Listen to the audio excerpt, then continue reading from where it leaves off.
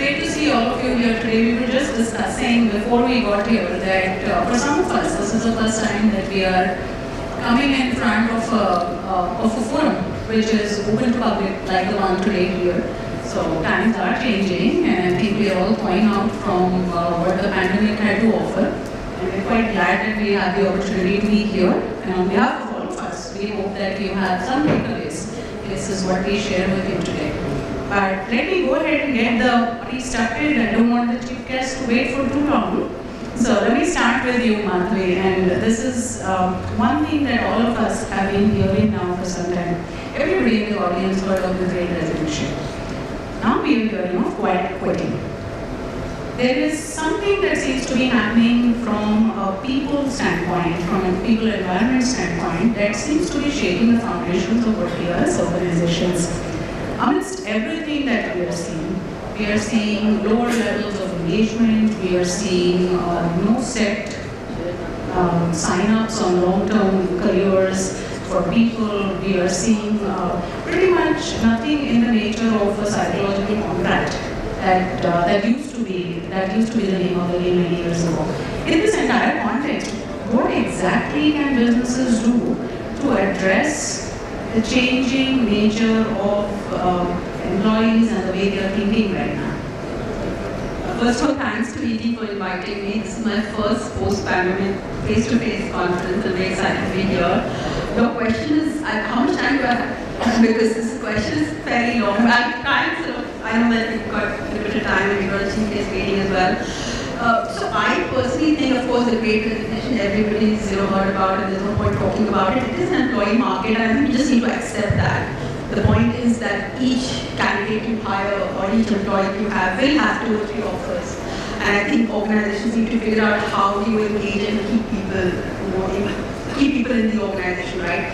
On the quiet quitting, I like this jargon that we keep creating. It used to be called disengaged employees, actively engaged, actively disengaged, and disengaged. So I think the phenomenon is not new, the word is new. And I think it is to do with the fact that we earlier used to work entirely from the office, then we work entirely from home, and now we've got this hybrid model.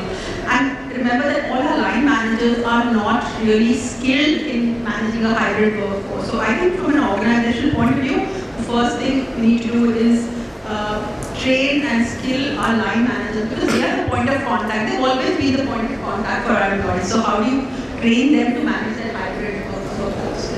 And I know there's been a lot of discussion and debate, with hybrid here to stay. From whatever feedback you've got from employees, it is here to stay. People want that flexibility, and we have to enable that. Okay, so it's quite interesting that you speak about hybrid, and before I go on, just wanted to check with the other panelists if there's anything that you'd like to add. I think, of course, organizations are struggling with thinking of quiet quitting because there's also that connectedness issue. We just have to, like Madhavi said, acknowledge that hybrid is here to stay, and then how do we ensure that people feel that they are part of something.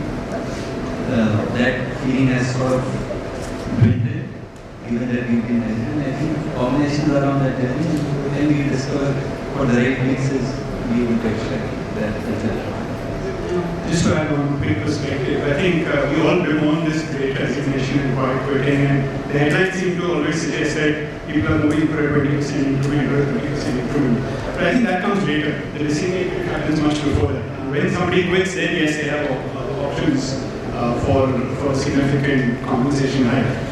So we really need to go back and understand why is that happening in the first place. And more often than not, it is a lack of connection, as Arvind said, with the purpose of the organization, what we're trying to achieve. May I just add one thing, and this is something that I always believe in. I always think that all employees coming to work, whether it's from home or office, wanting to succeed. So I think we have to assume that the person is engaged, and then if you see the person is engaged, I think nobody wants to be disengaged. I think that everybody comes into work. I mean, you get up in the morning and think, today I want to mess up. You don't, right? Every day you get up thinking, I want this to be the best day in my life, I want to be the best, right? So I think you've got to believe that employees want to do their best, and then have that conversation to see whether they're really able to bring their best at work, whether it's from home or office. No, agree. And I like that one. Nobody actually gets thinking that you're going to mess it up today. Sometimes I do, but it is just the way it is. So let me move quickly to hybrid. And Arvind, the question is to you. There's a lot of innovation happening in the space of just how we define what's my workplace. And people have moved from home to home offices. And you must be seeing a lot being disrupted in that space as well. So shed some light for us on how is innovation happening and how is business models changing in that space. It's an area that's ripe for a lot of fresh thinking, because traditionally we thought of the home as a safe haven where we get to at the end of a long day at work or school or wherever, and pretty much just spend most of our sleeping hours there. But through the pandemic and going forward, it's taking on a whole new meaning. So one of the questions we keep pushing ourselves on at Mahindra Lifespaces is how do we think about space not just as square feet, but actually think about it as square feet per hour of the day, per person in the family. Because every space in the house, and particularly in cities like Mumbai, where you're space constrained, is used differently at different times of the day by different members of the family. And that then opens up a lot of design thinking possibilities, and therefore business model innovation possibilities, which was the first question you teed up. And I think it's a topic that's rich for very disruptive thinking. Interesting that you state that, and I'm going to come to you, Arvind, on this one, because we have seen similar, innovation taking place also in professional services, and how we are now consulting with clients and providing that advice very differently, given how the context has changed. So can you also speak a little bit to how you are seeing innovation take place in services? I think services is in any case right for innovation in areas like these. We don't, unlike the other business, we have the flexibility of allowing people to work from places that they want to far more easily. Some part of the organization can never really be removed. For us as professional services companies, the opportunity is to actually understand client context better.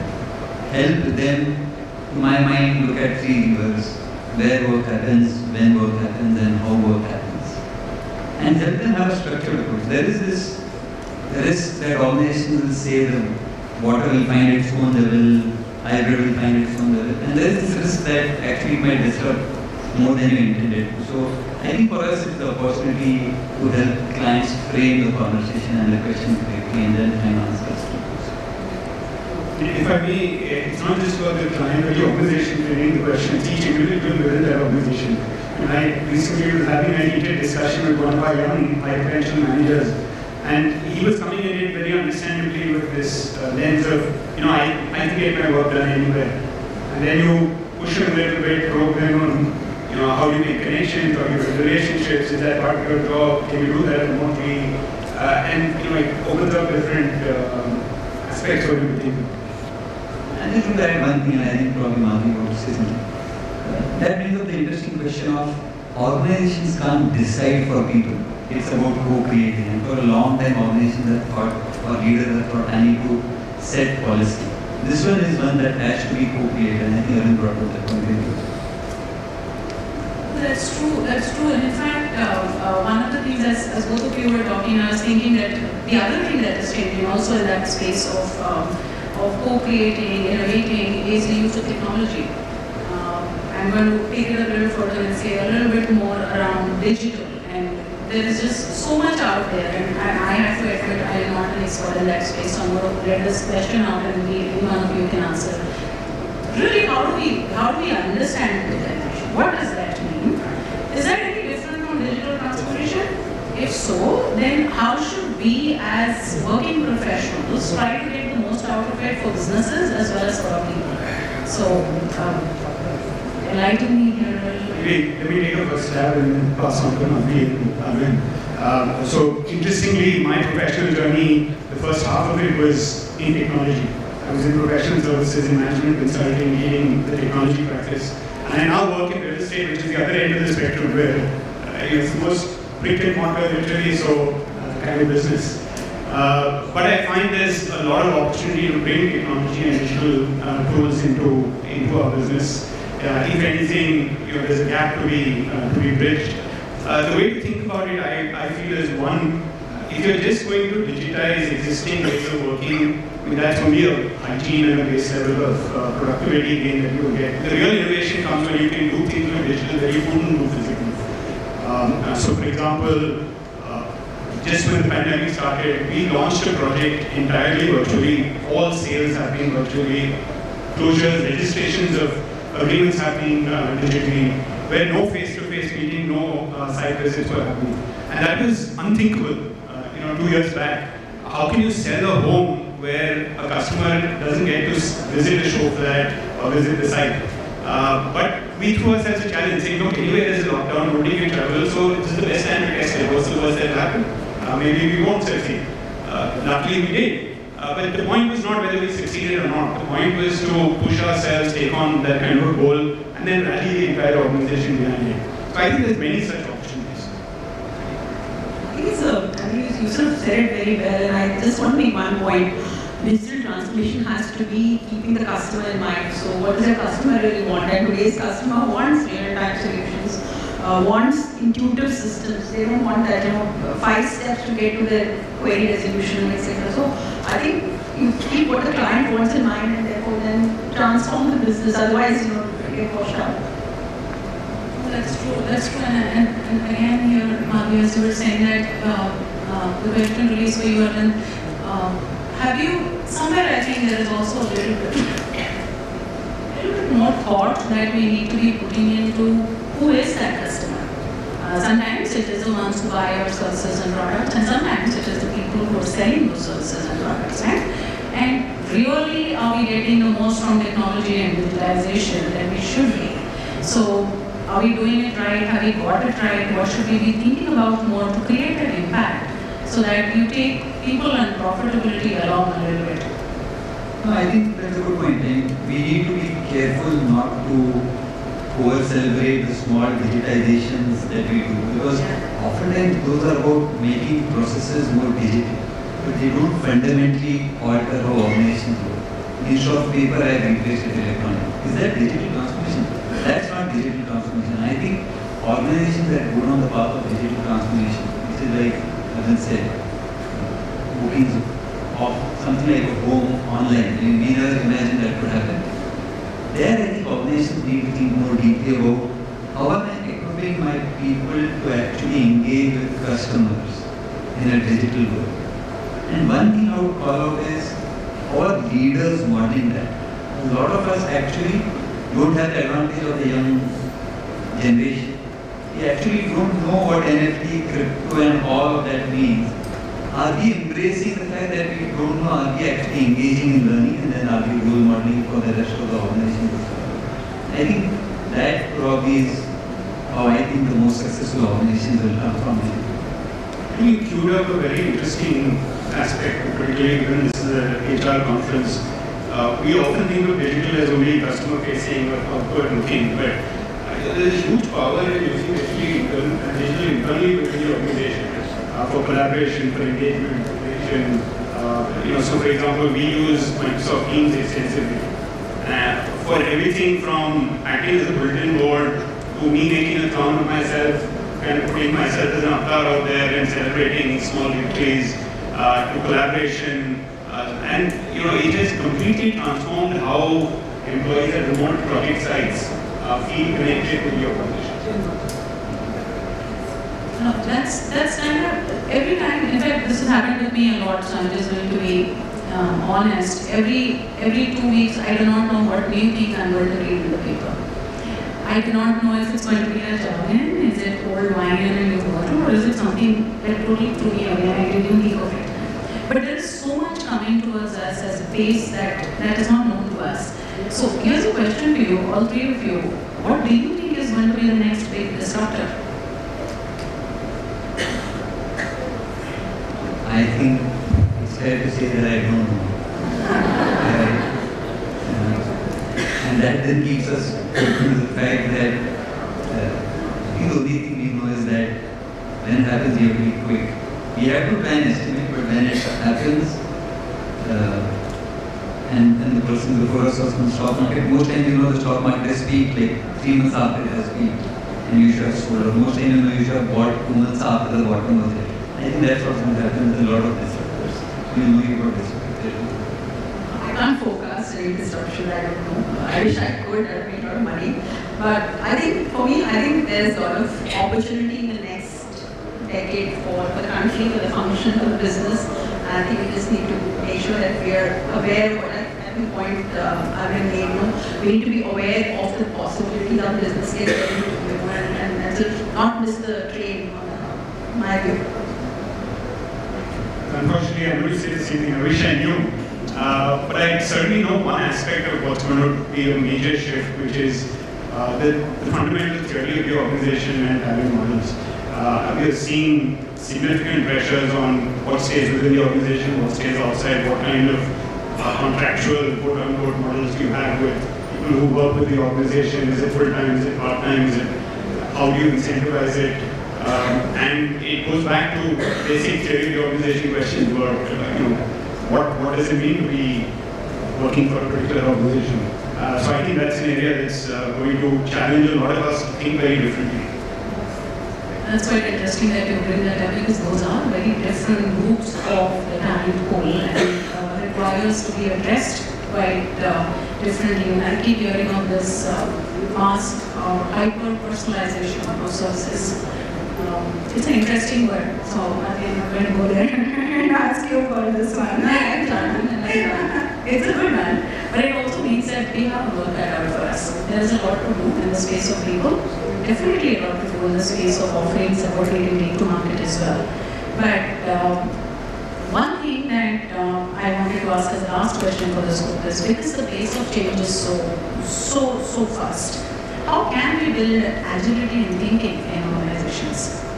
What can we do differently to shorten our response time? I think taking over what Arvind mentioned, I think form groups that are diverse. So any group that is doing a strategy, you can't just have one type of person. You need the next generation to come in, you need a technologist, you need a business person, you need that, and you need somebody who's been in the business for a long time. I think bring that diversity into that team that plans. Otherwise you won't get all the perspectives, is my view. One tool that I've used a lot is just keeping the external radar tuned as much as possible. There's a very high kind of predisposition for organizations to become inward-looking, whether you like it or not. How much of a consumer research you do, whatever other research you do, it tends to be isolated in parts of the organization. The more you can expose the rank and file of the organization to what's happening externally, and think of concentric circles, immediate competitors, more distant kind of adjacencies, etc. I think that's what keeps us fresh and dry. I think they both covered. I would just add that the whole question is how do you build that mindset and realize that the pace of change is so fast that you're not able to get it right. So build that mindset, learning mindset, adaptability, leaders modeling failure if failure happens, I think all of that. Got it. And the more I speak to accomplished leaders like the three of you here, the more I know that I've got a steady job for the next 20 years. So I'm going to continue keeping at it. And that brings me to the last section. So let's have a little bit of fun for the audience. This is what I call my rapid fire round. So let's hear words deep in their hearts, and you've got to be quick, so not anything to hamper, like I said. Where is Varun? Alright, so let's get started. So I'm going to start with you, and then we'll just go quickly.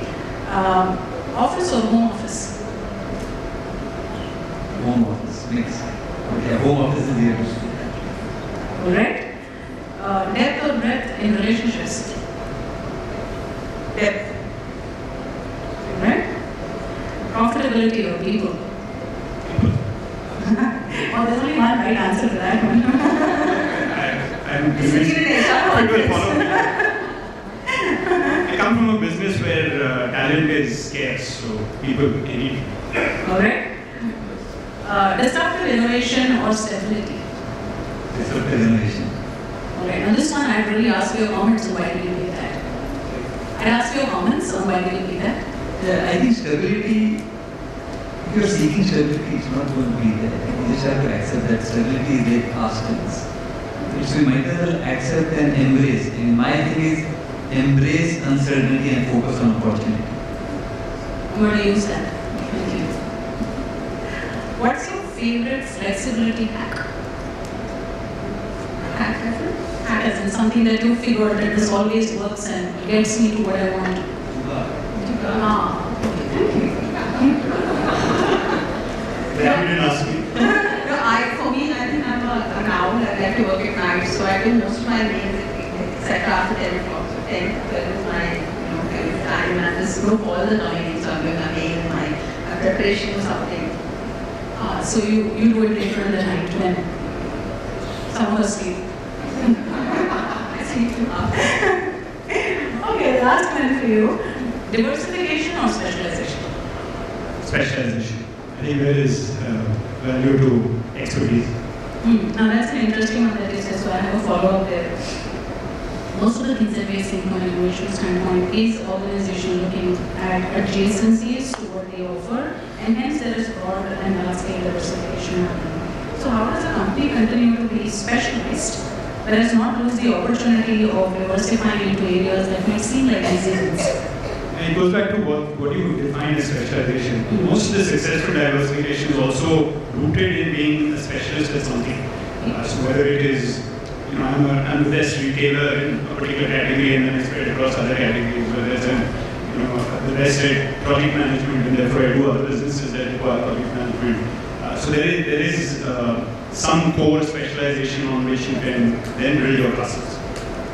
No, that's well said. That's well said. So it is, so diversification according to you comes from deep subject matter expertise and ability to dwell deeper into your subject. All right, so that's all that we had time for, and you guys have been total sports. So thank you so much. Thank you so much for indulging us.